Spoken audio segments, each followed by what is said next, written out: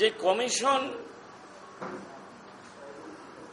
এবং রাজ্য পুলিশ এবং প্রশাসনের একাংশ যদি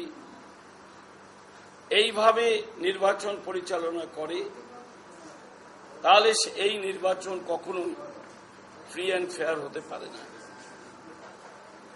তাই আমাদের দাবি, আগামী যে নির্বাচন দুটো আছে 7 এবং 12, এই নির্বাচনগুলো যাতে ভালোভাবে হয়, সেন্ট্রাল ফোর্সকে দিয়ে হয়, তার ব্যবস্থা আমাদের করতে হবে।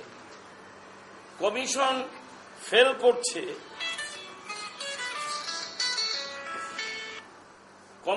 ফেল করছে, নির্বাচন সুষ্ঠুভাবে করা, এটা খুবই দুর্ভাগ্যের বিষয়।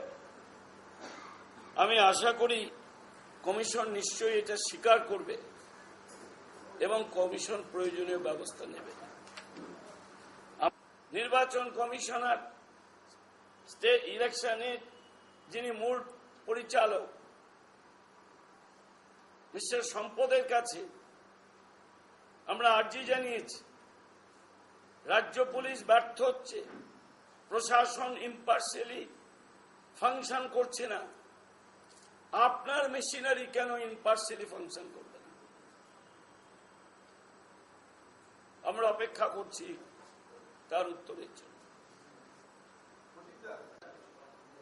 যে এই লোককে রেখে কেন চাইছি বললেই তো হয় না, কিন্তু এই লোককে রেখে ইম্পার্শিয়াল ইলেকশন হবে না,